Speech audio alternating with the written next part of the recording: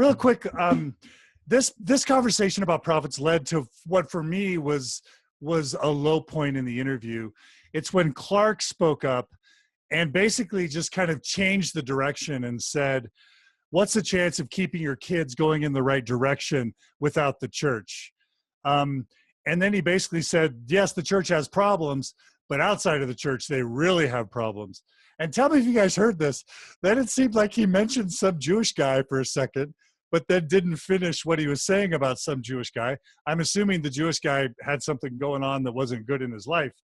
But basically, he makes a point, which I think if there's a hell, or at least a probationary hell or spirit prison, anyone who tells somebody you can't be happy, you can't raise good kids unless you're Mormon, deserves a special place in either probationary hell or spirit prison. Because I think that's an evil, heinous thing to tell somebody. Even if you think it's true, I think it's heinous. What did you guys think about that part of the conversation? Hammer, why don't you go first? I heard the part about he was talking to a Jewish guy. I had taken that to mean that some Jewish rabbi had told him how many young Jewish people were leaving Judaism and were no longer participating. And so, but I have no idea. In other words, so he's saying, you think you got it bad in terms of how many people are leaving, young people are leaving the LDS Church, the other churches are worse off, or other religions. I don't know. But yeah, no, I mean, at this point, like you say, he re-enters. We've now ceased to talk about the truth claims issues, and now instead there's it's the church's way, otherwise you're really not going to be able to have a great life either in this life or the next.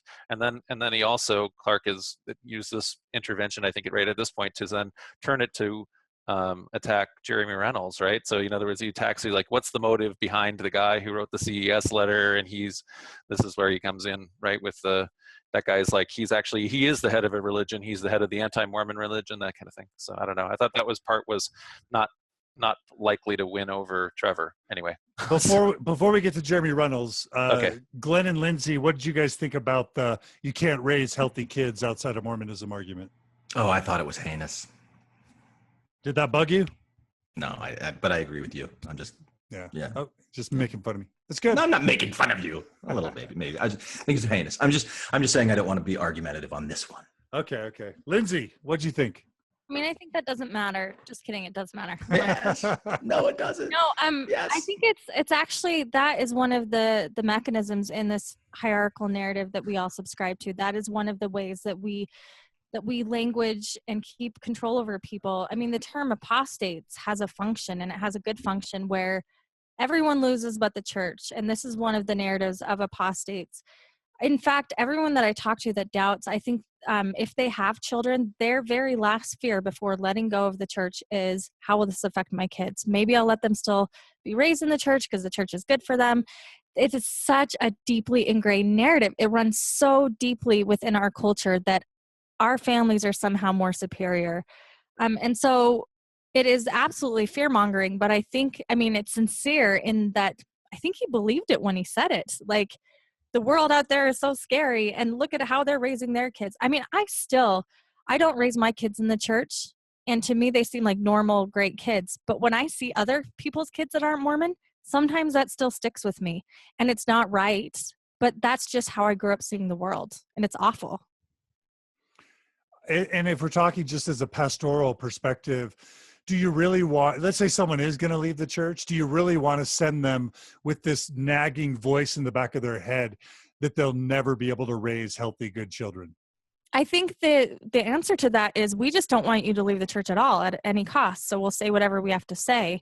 I mean, when I was doubting, I had family and friends tell me terrible things like fake it till you make it, things that go contrary to what we're taught at church. But I think that that's what it speaks to, is we will really go to almost any length sometimes to keep people in the church, even if it's unethical or immoral, to use a Mormon term. Yeah. John Hamer? Yeah, well, to me, I mean, I agree that this is what's happening, but to me, it just becomes so alien because for me, of course, it's been so very long, right? So you're talking about the difference between distance. So I'm the one here who's been out for whatever, since 88.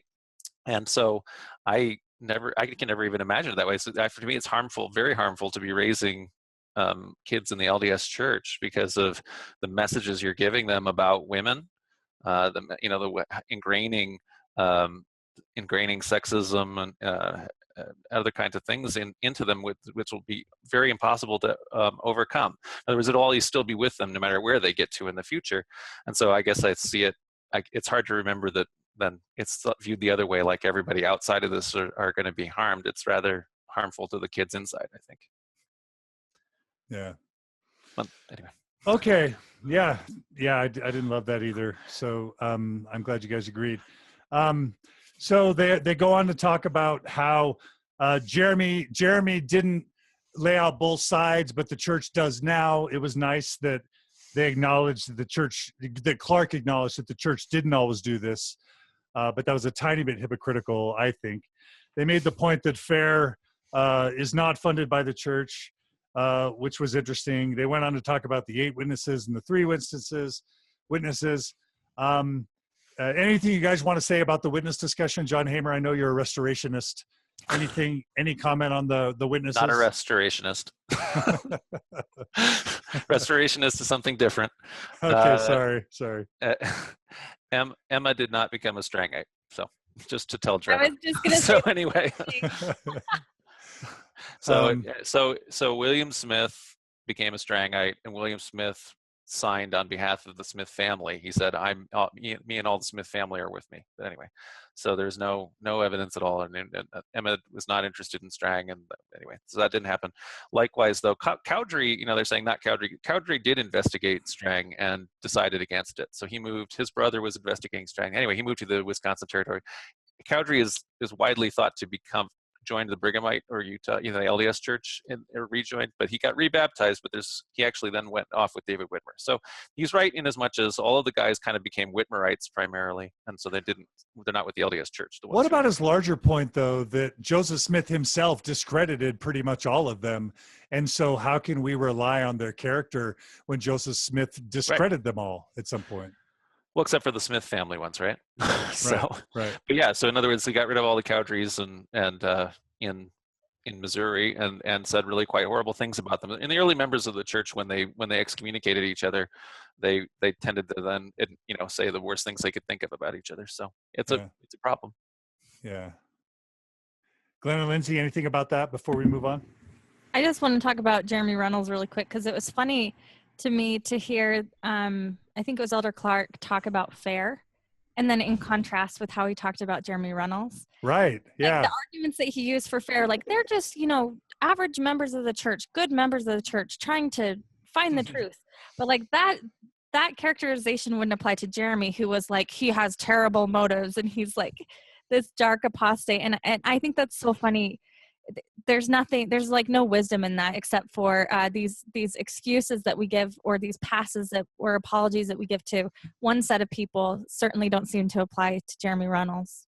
Yeah, right. It was very ironic that he's saying Jeremy Reynolds dishonored the memory of his mother. Would you trust somebody who dishonored the memory of their mother? Yeah. Like, well, let's look at what Joseph Smith did and ask the same question. So you're right. He's not willing to apply the same types of criticism on one side as the other, but I think again that comes down to his faith. He's just not going to go there. Yeah, he could have said Joseph lied to his own wife about the other women he was sleeping with, but somehow that's not a problem. Would you be okay with somebody who lied to his wife and cheated on his wife compared to Jeremy releasing this before his mother died, even though he said he wasn't going to? Are you going to apply the same character assassination tools towards Joseph Smith that you did to Jeremy Reynolds? And of course he's not. I would like an ex-Mormon to write some beautiful apocryphal story of Jeremy Reynolds in the dark of night, pleading with God, and then the light comes through and he writes the letter and gives it to the CES letter, because really that is how we want to characterize this, right? That like somehow he's the villain in this story, but really Jeremy Reynolds' story, I hate to, make this a trope, but it really is kind of a Joseph Smith story when you think about it. But the irony is completely lost there. Especially because Jeremy wasn't gonna write the CES letter. He wasn't going to publish the CES letter. But then there was an angel with a drawn sword standing there the entire time saying, "Write it, type it, do it, publish it." Yeah. So the parallels are there.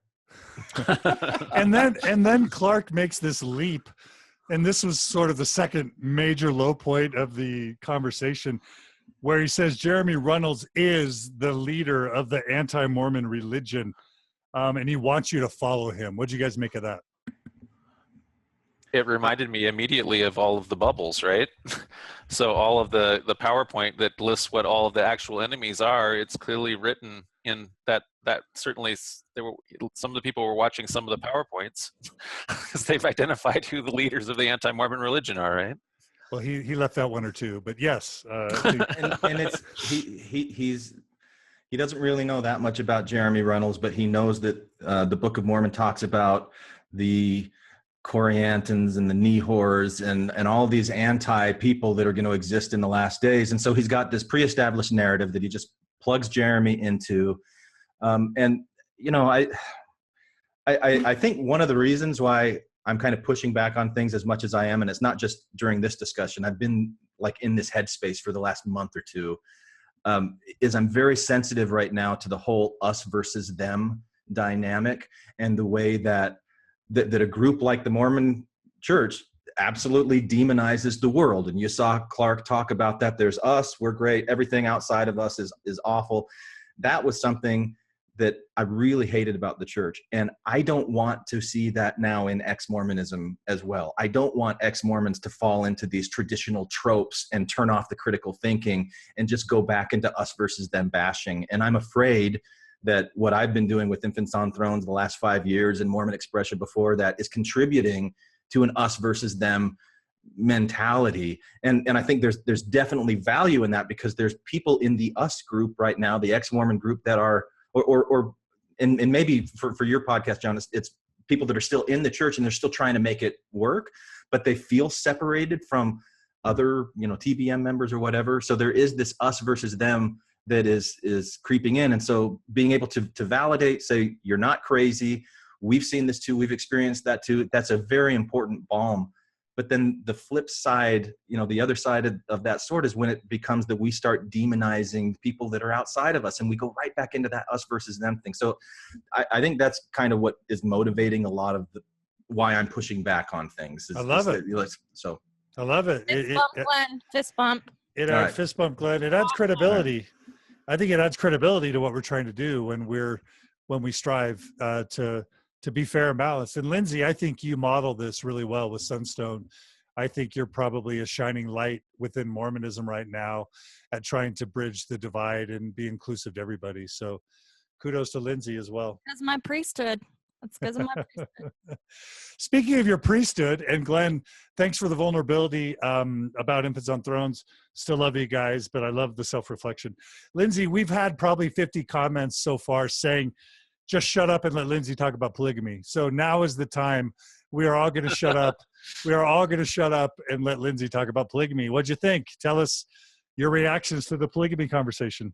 Oh man, I feel like I'm going to let everybody down. There's not a lot to say. I feel like by the time they were discussing polyandry and polygamy, it was just like this argument where I was with Matthew Grow and like sympathetic of his approach until this point. And then I was like, why are you using these arguments that are kind of sexist? And now John Hamer would say that they're probably academically defensible, like how he says, we don't have any statements from Joseph Smith. We don't have any firsthand accounts. I feel like that's consistent with a really good historian who is going to focus and give priority to primary accounts, primary documents. And of course, we don't have these with Joseph Smith. And as John Hamer and I know, this leads to this whole Joseph fought polygamy movement. And then he goes on to this argument of like ceilings were maybe a way for women to have access to heaven. And this is kind of where my head explodes, because I'm like, well, that's still not great, because then what we're doing is we're admitting that for women to have access to heaven, they have to have access through men. And that's not great. And people would say, well, men need access through women too, through sealing. And I think like, well, no, not exactly, because you could say, we don't say that we seal men to women because they're widowed, or maybe that they're, married to a less faithful spouse. Like we never see that. We see that argument with women, and it contributes to the inequity. And I feel like you could argue that the law of adoption is like an answer to that, except for the justifications for the law of adoption sealing men to other men. The justification is different. So that's just one of my thoughts. John Hamer? No, I mean, I think that's a very good point. I mean, one of the things that we have, so yeah, in terms of the documentation, there's a difference between history here and, let's say, the theological proposition. So Lindsay's talking about here, well, okay, so you've used this now as an apologetic defense based on what the historical sources are saying, as like, well, we need to be able to secure these women's role, in the afterlife. So that's a theological proposition, and the reality is the consequences of that proposition are cosmic sexism, right?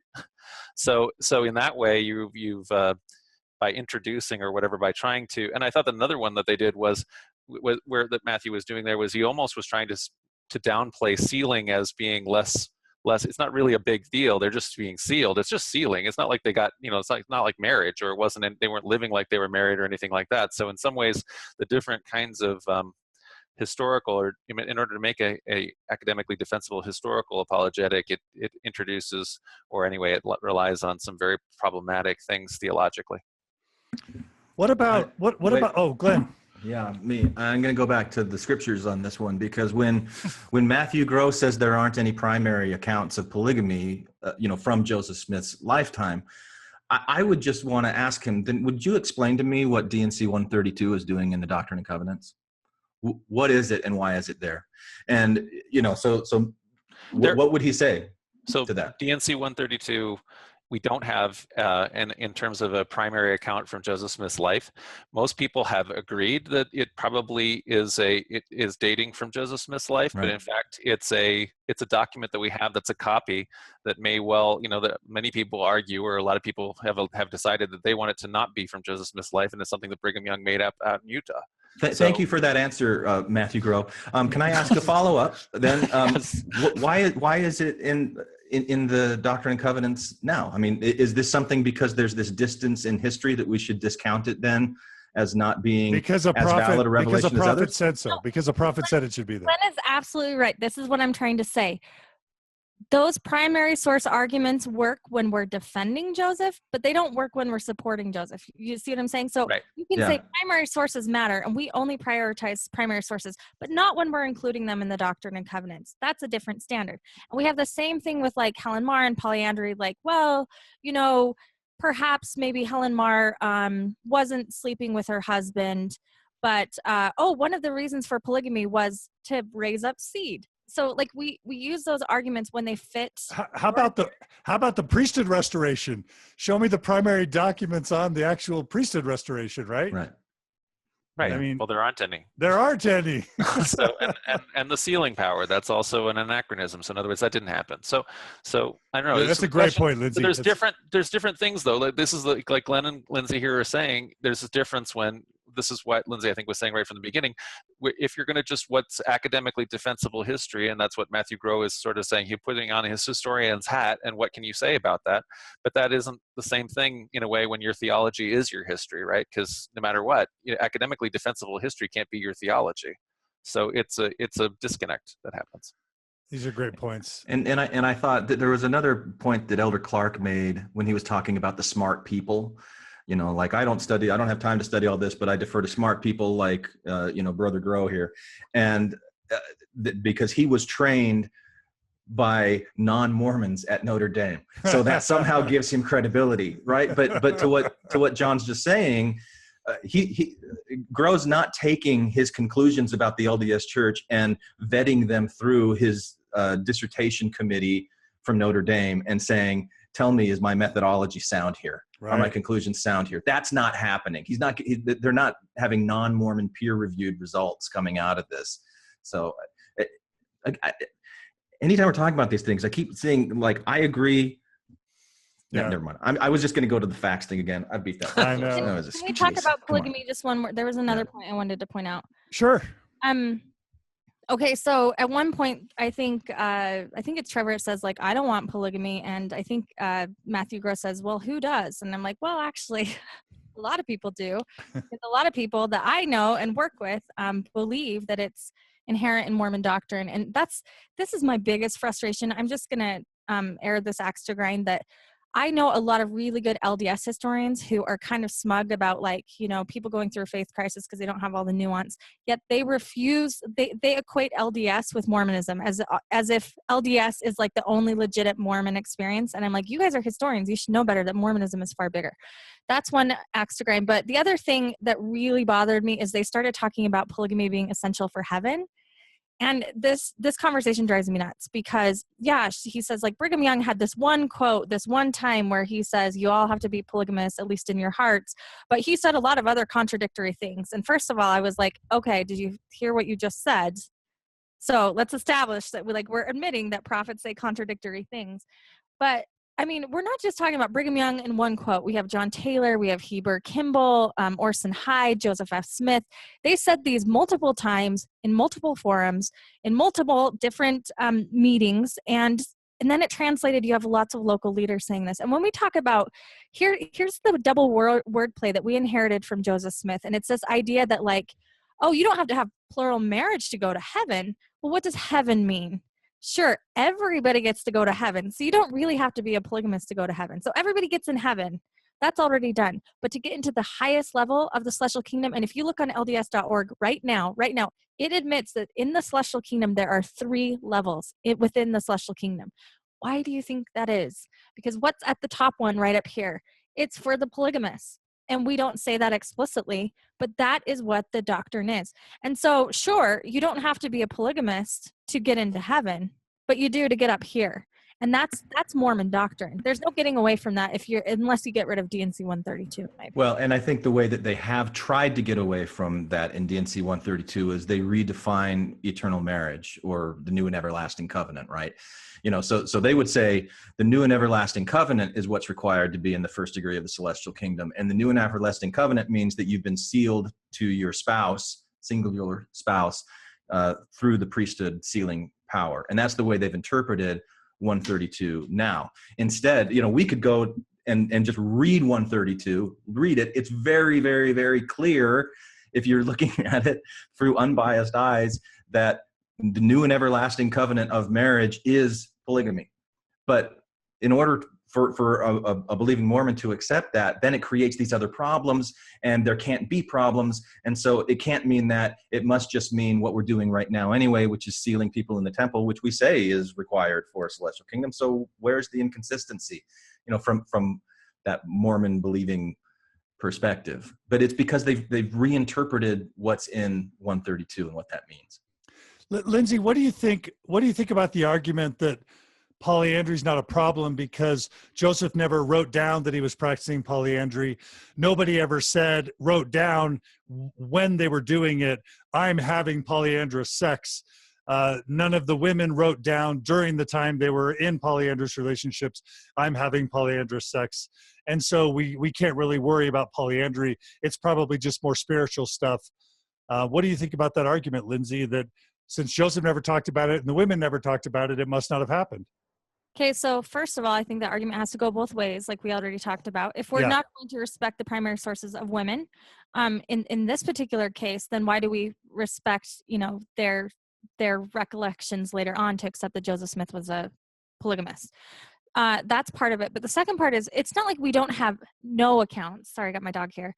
We have accounts of some of the polyandrous husbands who did not consent to this, who say, wait a minute, you look at Brigham Young's court case in Boston, Massachusetts, where he is on trial in the 1840s, early 1840s, for bigamy because he Augusta Cobb was married to another man.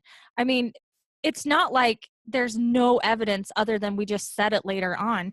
So okay, let's this is what I say with the argument that, you know, Joseph Smith didn't sleep with Helen Mar Kimball. This is what I say. Okay, let's take sex out of the equation. It still makes it very problematic because in the situation of Helen Mar Kimball, you're still controlling a 14-year-old sexuality. We do have the primary source account of Helen Mar complaining to a friend that she can't go to a dance because she's now a married woman. We know that her sexuality is being controlled. And it's the same thing with the polyandrous marriages.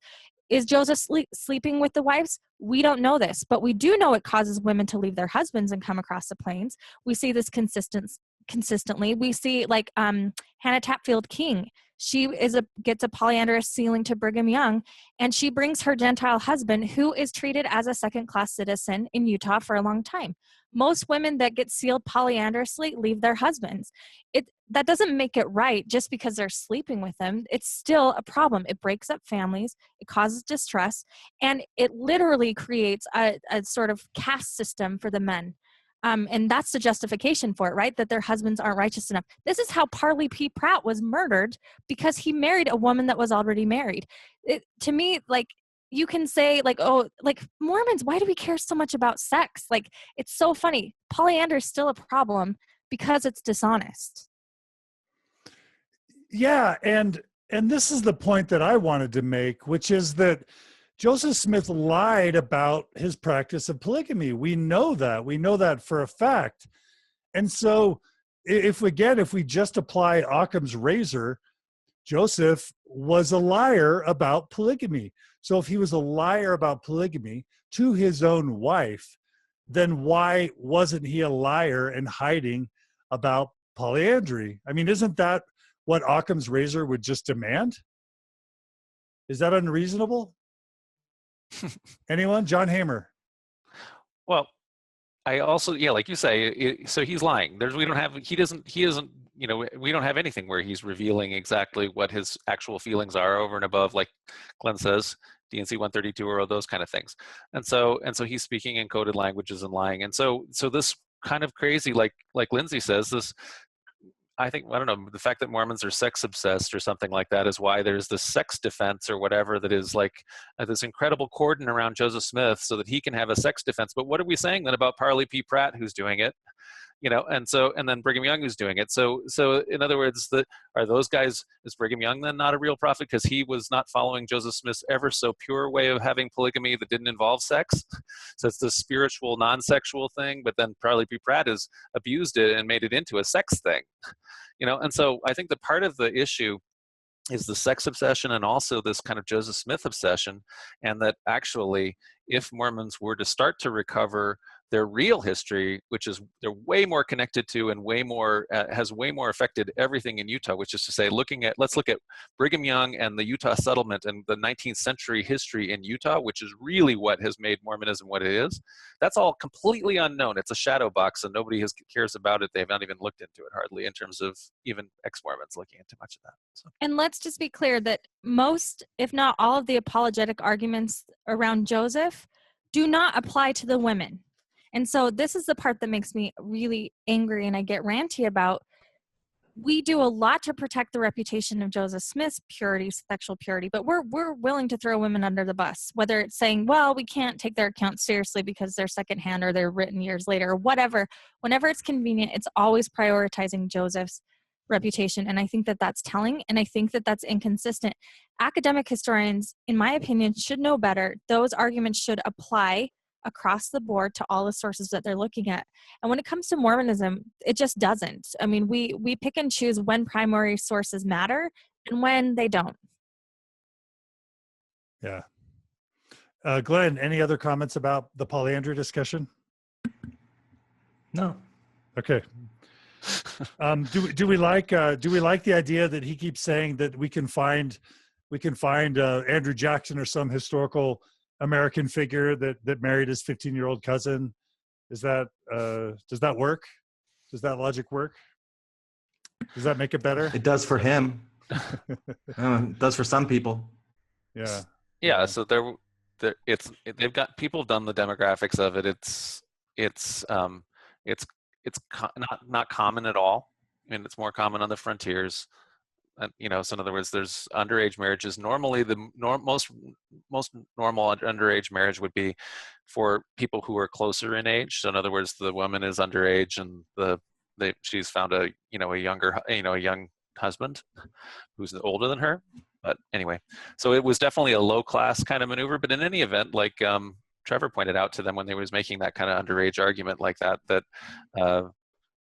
Joseph Smith is already, he's married to all these people. It's the difference here is really not whether you've fallen in love and there's one really scandalous underage marriage. It is creating an entire theological system where women's role is being very seriously subordinated theologically to the men, right? They have to be married to people who are being made kings and princes of Israel, and you wanted to be sealed into that house if you want to be getting to the the highest role of the celestial kingdom, because women, all of those things are all male perspective stuff.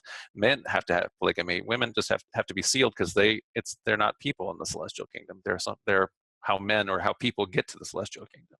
Right. And I want to point out, like, now all of a sudden we're trying to normalize plural marriage, like with Helen Mark Kimball. It's like, no, but guys, it was normal because she was 14 and everybody got married at that age. But polygamy, which is like this really peculiar thing. I mean, we were called a peculiar people. Polygamy literally drives the saints west. It's what marked them and brought them a lot of persecution. Like, which one is it? Is it a completely normal marriage system, or is it this strange thing? And we see that argument go both ways. And this is why I love Mormon fundamentalists, because they don't try to do those games. They're like, yep, polygamy's weird. It was hard. Yep, he married a 14-year-old. Not going to try to justify it. It was different because God's law is different than man's law. But we try to do this thing like, no, it's cool. 14-year-olds getting married to prophets, like, that happened. That happened back in the day. So it's totally normal. Mormonism is not normal. That's the point. What about, Lindsay, what about the fact that with the angel and the flaming sword, Zina was in her 20s? Did that make it better for you that an angel with the flaming sword was threatening Joseph? Did that make it better? I mean, I still have a problem with, I was joking. like underage stuff, but I'm not trying to discount that. But yeah, I mean, I guess it's a joke, but it's also not a joke when women have penalties around this marriage. Is that consent? When there's penalties, including the threat of hell, and if we do the adverse of that. So if you don't get married, we're saying that it wasn't essential for salvation, but clearly it was essential for salvation for many women. Yeah, but it's also an egregious abuse of power on Joseph Smith's part, and it portrays a really abusive type of God that's basically forcing these women to be in relationships with Joseph. Do you agree or not? Yeah, and that's what I'm trying to say. So like, we like to talk about sex, and I'm not trying to say sex with a 14-year-old doesn't matter. I mean, I think my record's clear in that. But what I'm saying is, whether he slept with her or didn't, we're never going to know that. There's not going to be a sex tape published. To me, the most compelling argument is the fact that the situation even occurred at all. Sex or no sex. Like, that's such a Mormon obsession. It's the abuse of power. It's the fact that he used her parents, and basically they sold their daughter for salvation. That's a problem. It's a little bit of a problem. I thought it was this led to a really interesting divide between Trevor and the other two, talking about, Trevor saying, the more I learned about Joseph Smith, the more I disliked him, because the more I saw how horribly abusive it is for a leader of a religious community to use the fear of damnation to convince somebody to become an additional wife, especially somebody so young. And, the more that Trevor saw that, the less he liked Joseph Smith. And then Grove's response was, well, I've been reading what Joseph Smith wrote, and the more I read of him, the more I like him. So, I mentioned earlier, these two people that are sitting across each other from a great divide, there's this abyss in the middle. I just find it fascinating. Like, I want to try and step out of it and not be for or against either side, but just say, what the heck is going on? How can they look at the exact same person, the exact same evidence, and come away with such different conclusions on this? And again, I think it goes back to the faith thing, where Trevor said, no, faith is not going to be sufficient for me to believe in this church anymore. How does Grow emerge from all his studying of Joseph, loving Joseph more than ever? Well, we would have to ask him, and I bet he would be open to having that conversation with us. But yeah, I think so. Okay. I'll reach out. So I've got a friend that I was in graduate school with. We were in the ward together, and he's now the director of. He's a colleague of Gross, and I reached out to him a few months ago and said, hey, do you want to come on to Infants on Thrones? We'll have a conversation. And he was willing to do it, but he said, right up front, I'm not going to have anything that would be convincing to anybody if they don't already accept these things on faith. So we both kind of realized, he was willing to come on, but what's really the point of it? It comes. So I think that Grow would be willing to have that conversation and to answer the question. There are legitimate things that he sees in Joseph Smith that makes him like him more. I totally believe that there are, and don't think it's unreasonable that there could be. But on the same side, I can see from my experience and Trevor's experience and yours as well, most people listening to this, if not all, that we look at Joseph Smith now very differently than we used to. And he's more of a monster and an abuser and a con man and all of these things than we ever would have possibly thought when we were believing in him. But so I can see why Grow. I can imagine it would take me some time to TBM whisper the Grow, but I think it's possible. The part where I do actually think context does matter, because I agree with that. I wouldn't say that I like Joseph more, but I'm certainly more impressed by him, and sometimes impress would assume that I admire him, and that's not necessarily it. What Joseph Smith did was impressive, and I mean, just like sometimes I sit there and I'm in awe of it. I see the fruits of it today. I see how we sit around and spend, like, this guy has given us hours and hours and hours, thousands of hours of things for scholars to talk about. I mean, that conference up in Logan, I was thinking, wow, this guy, like, whatever his shtick was, look at what it's done. It's given all these scholars something to pick apart. So I can see the value in it. Just because Joseph Smith did all of these things wrong doesn't make him less fascinating. But when you're in the angry stage, you hear that and you're like, stop making excuses for Joseph Smith. And that's what I think Glenn and I are inviting people to do. We're not making excuses. Like, it's not making an excuse to say someone was really impressive. That's not an excuse. Yeah. Well, and not to TBM, or not TBM, not to anyway, historian whisper Matt Grow, but even one of the things that he said on this topic was, he says, look, we're all enmeshed in the culture of our times. Yeah. He repeated that a couple times. So in other words, you have to look at a person where their background is, what their time and place is, and then when you read all the different things that they wrote, I mean, in this case, a charismatic person, you may well find yourself, very much more intrigued by him than when you had just, let's say, the regular narrative that comes out of a manual, which is to say, it's just a hagiography. So in other words, something that doesn't have any depth or substance to it. So you might actually find some stuff that you find very fascinating and interesting. I'm on record, I think, with Joseph Smith.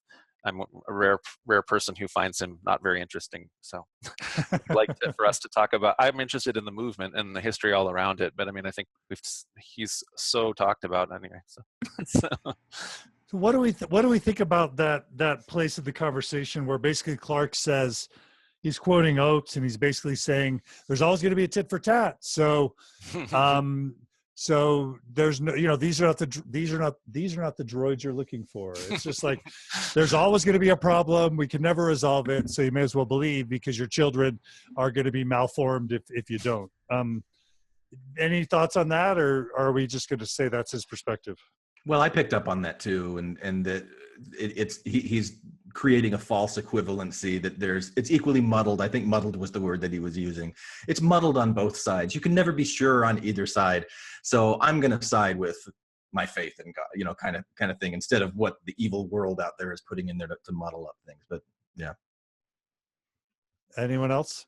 Yep. My takeaway was just that means that he, and I think the leaders, they didn't understand that there is a problem.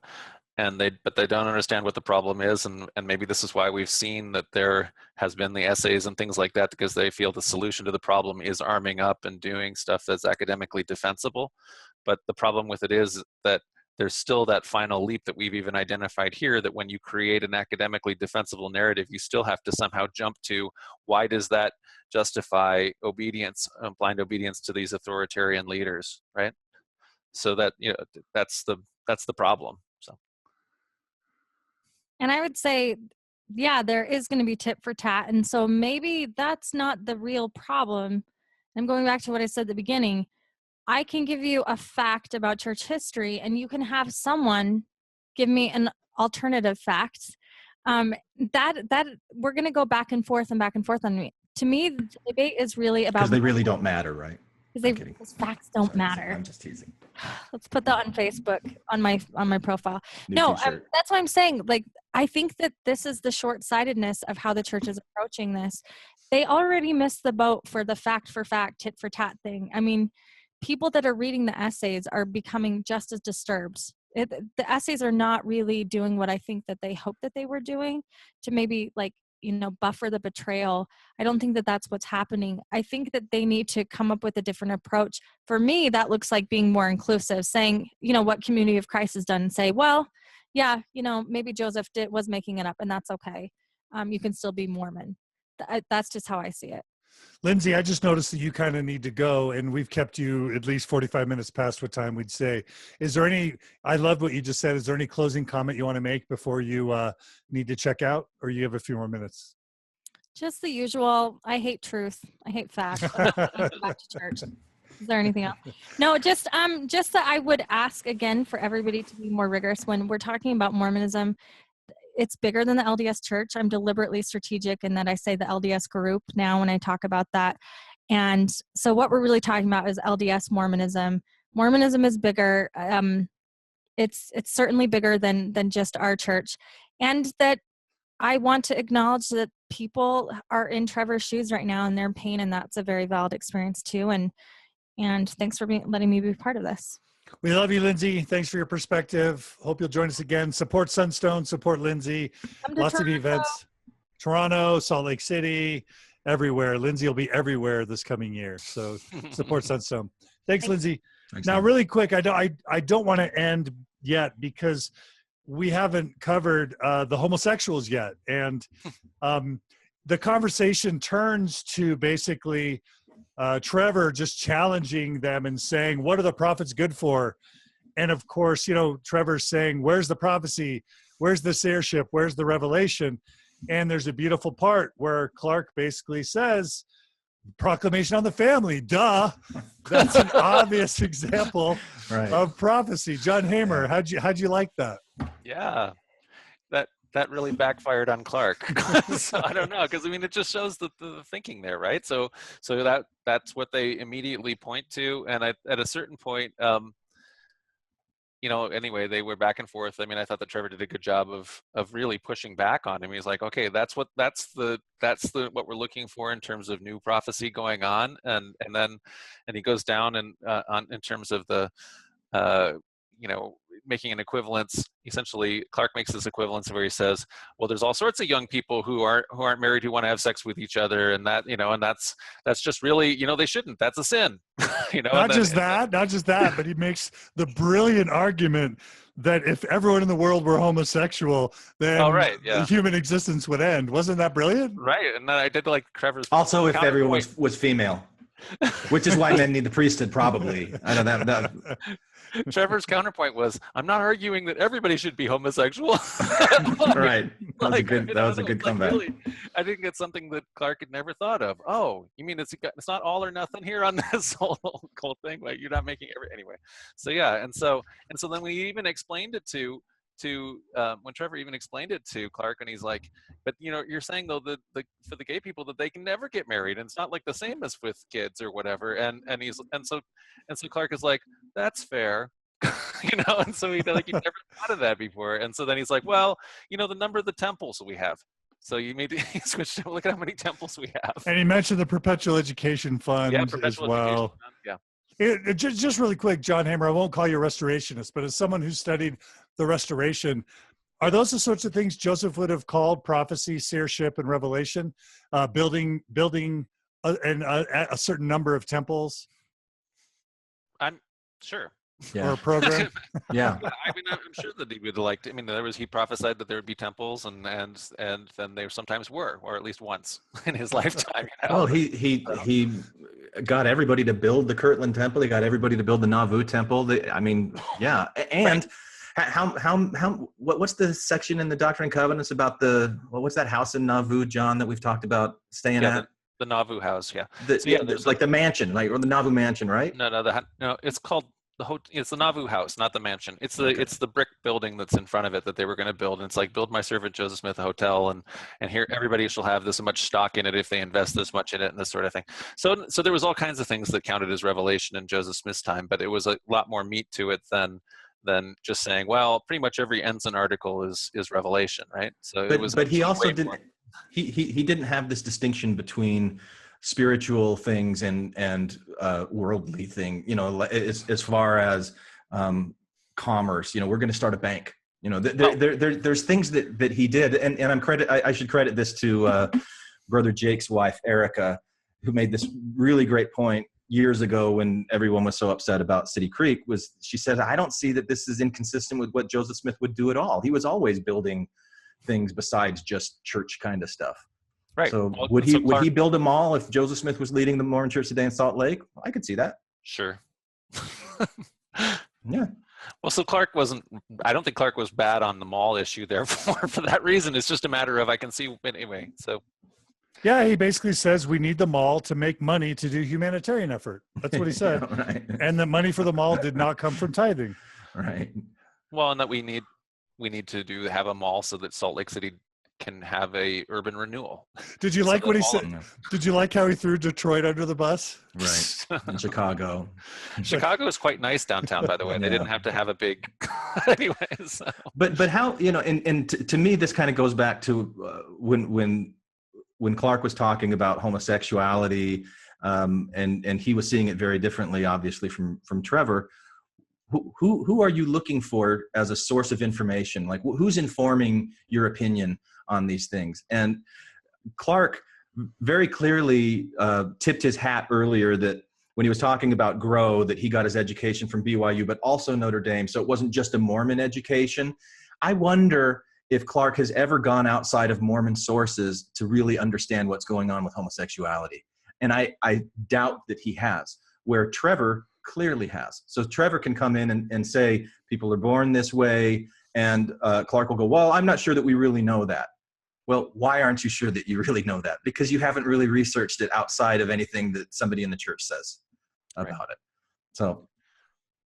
Yeah. I was really impressed with how thorough Trevor was. He pretty much covers everything. By the end, he's even incorporating the Mark Hoffman stuff. And maybe Clarke mentioned that, but Clarke was explaining how prophets are, he actually quoted, I think it was Hinckley, we do a lot of thinking that we don't pray over. That's really interesting, of an admission that there's all sorts of decisions made in the church that aren't prayed over. Did you guys find that interesting? Sure. But how else are you going to describe that, right? Because it's like, that's a clear, it's definitely a problem. So it's a new variation maybe on some things you do as a man, some things you do as a prophet, right? So that goes all the way back as an apologetic. But essentially when the prophet makes an obvious error, or when revelation fails, if there were revelations, when you do an action where you were, let's say, taken in by a con man, in the case of Mark Hoffman, people wonder, well, how can you take a prophet in, right? Why is Hinckley taken in? Right. All right. Well, is there anything else you guys want to talk about that we haven't talked about so far? Is there anything that people who are still listening to this want to hear us say? They're actually there. There's something around Facebook Live where I think after 4 hours, it actually automatically ends. Has it been after 4 hours? Something longer, whatever it was longer than the Facebook limit. Yeah, because we started around 10. So we had to restart, and so we lost some people, but we're still up to 126, even though we booted everybody off. But there's is this 689 comments on here? Is that what I'm seeing? Yeah. It's been great. There's actually people writing that this hijacked their whole day, but that they loved it. That's what Rachel said. This has hijacked her whole day, but she loves it. Me too. I did some PTO to cover my time with this. So yeah, I took the day off. Yeah. Sarah says she's been avoiding studying for her nursing exam. Anyway, we can invite people to ask some final points or questions, but I think this has gone on quite long. I think I want to invite Glenn and John just to make some summary comments. You can talk about Trevor. I don't want to throw Trevor under the bus here. I think this is sort of an act of courage. It's a sincere act. Some can question whether it was right to record and to share the recording without permission. But I agree with Trevor that when we're talking about a church that demands 10% of income, that keeps people out of temples, who don't pay their tithing, and they can't even see their own child's wedding, when gay people are killing themselves, when marriages are literally being ending, all because the church literally claims that their prophets speak to God and Jesus. I think the standards are slightly different in the sense that top church leaders should be held accountable for what they're telling people, that they need to be more open and honest about this stuff, and that there's a standard for transparency, I think, that's greater on an organization making such claims and demands. And so maybe that's a justification, but I see what Trevor's done as an honorable and a noble and a courageous thing. That's my little sermonette about that. And that's also me giving John and Glenn stalling to give you guys time to give some closing comments. So while we're monitoring any final comments or questions from the listeners, Glenn, why don't you go first as to what summary statement you'd like to make? I'm going to get in trouble for this. I know. I like Trevor, and I'd like to talk with Trevor more about some things. So Trevor, I'll be sending you a message on Facebook because I got some ideas. But so I don't want to put anything out there like I'm being critical of Trevor or anything like that. But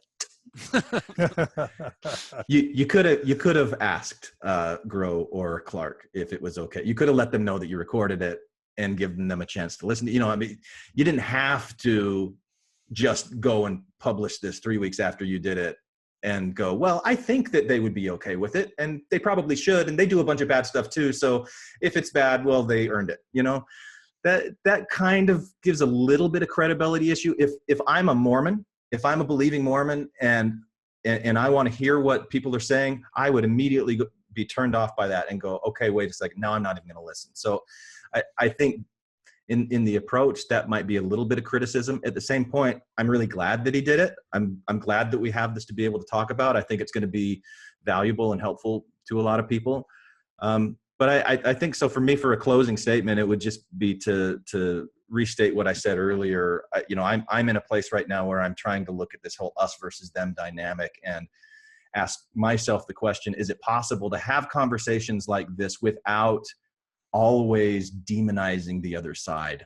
And I say always there because I still want to do parodies and satire, the things that we do on Infants on Thrones. But Says the leader of Infants on Thrones. Because it's fun. Yeah. It's fun. And I think there's a place for it. But it's also not very fair to people who are on the other side, that we're giving them arguments that, they're trying to give a post hoc rationalization for something that they very strongly feel, and they really haven't thought it through all that much, and they don't really care if it makes sense or not, because what they feel is what they know.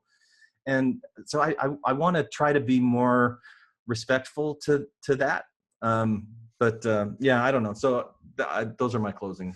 That's totally fair, Glenn. 100% fair. And I'll just tell you, I was told that if I recorded my disciplinary council, it was me, it was for me, it was legal in the state of Utah for me to record it.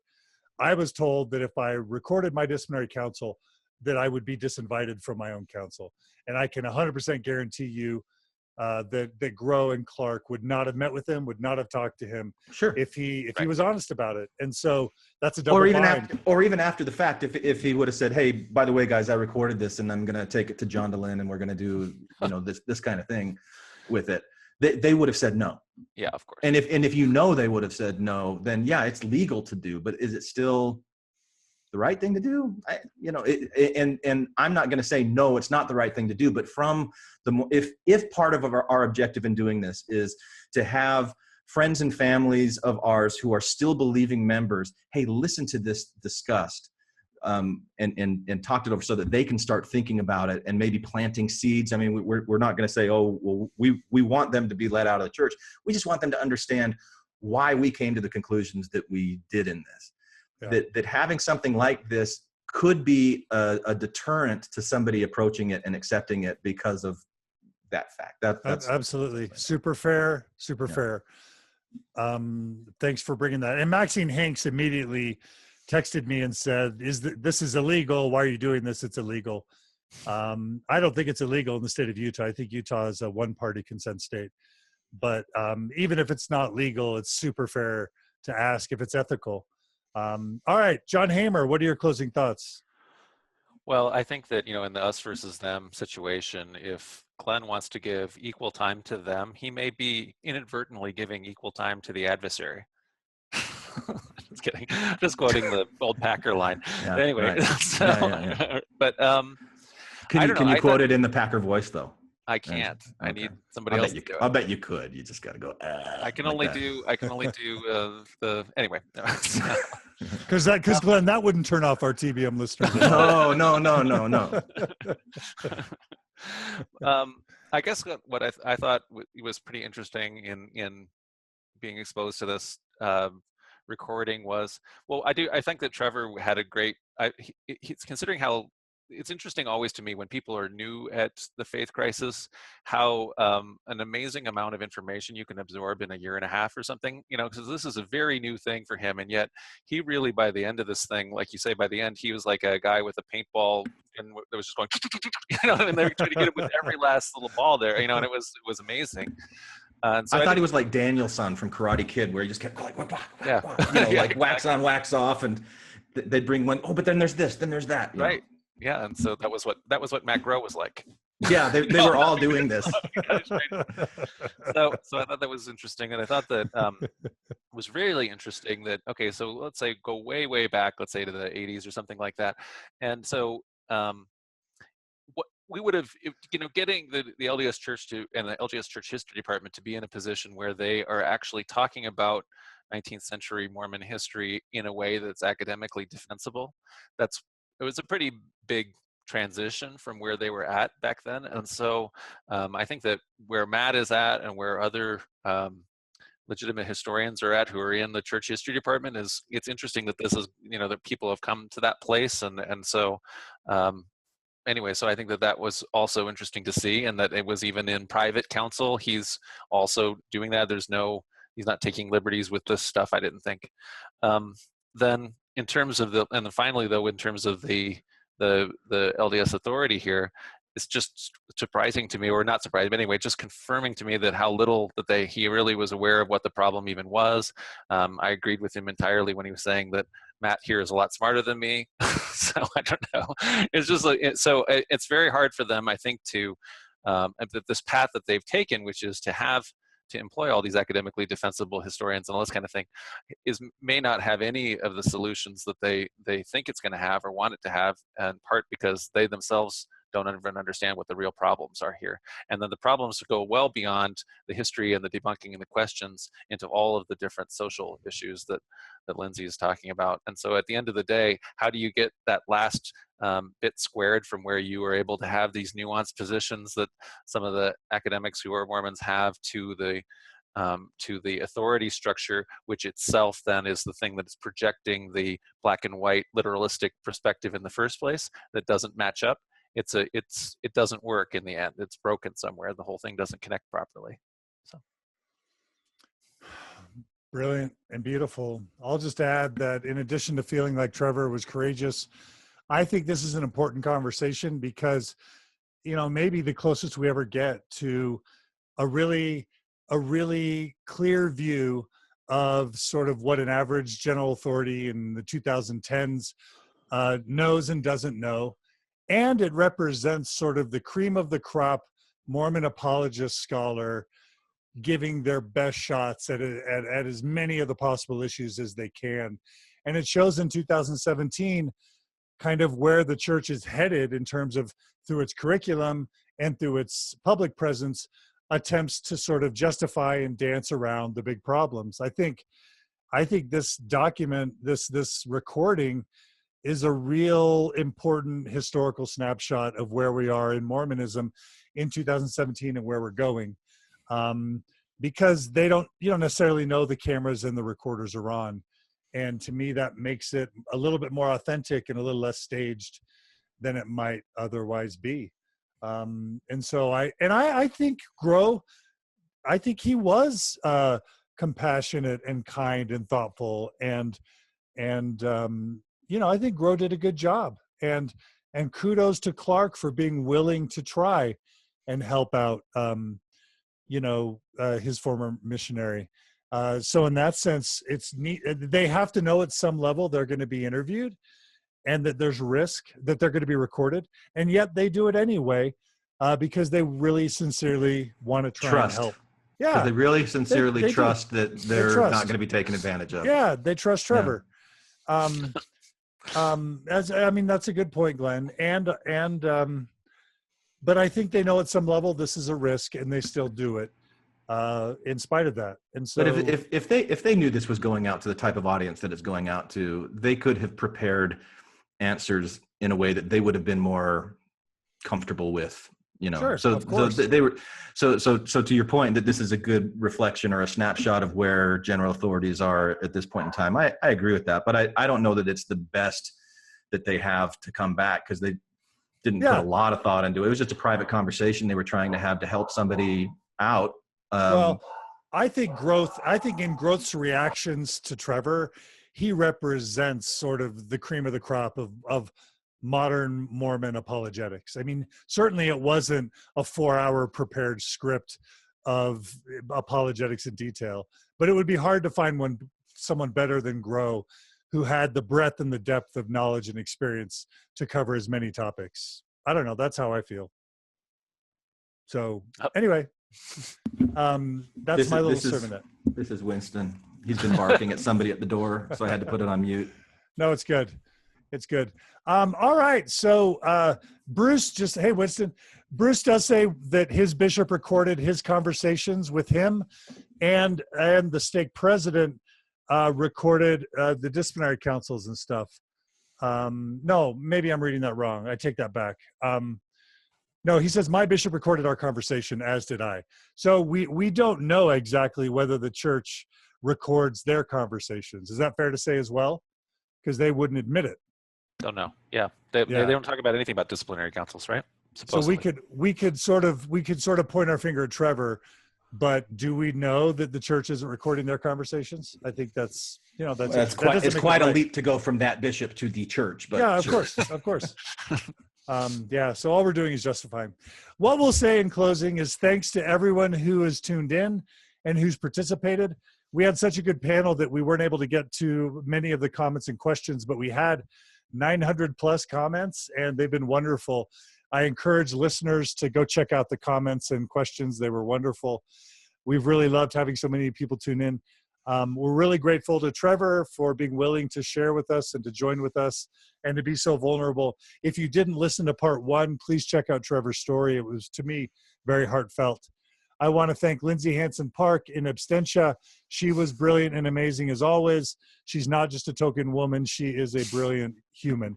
I also want to thank John Hamer and Glenn Ostlund, because they always provide wisdom and wit and balance. You guys are awesome. Glenn, thanks for joining us today. Thanks for asking me. Do you want to shout out to Infants on Thrones? Yo, Infants on Thrones. Check it out in the house. John Hamer, you want to make a shout out? Well, we do want to advertise again that you're going to come to Toronto on April 8th and be part of Sunstone Toronto. And look, for people who live in Eastern North America, we don't get a lot of these kind of conferences.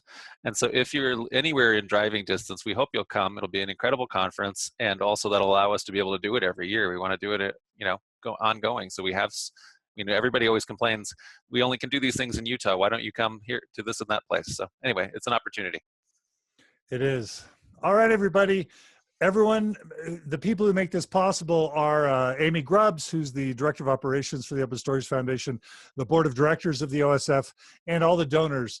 If you listened to all this, if you made it through, even if you didn't, please consider supporting the Open Stories Foundation of Mormon Stories. It's tax deductible, and just $10 or $20 a month can make all this continue. So please support us if you don't already, and thanks to everyone who does support us.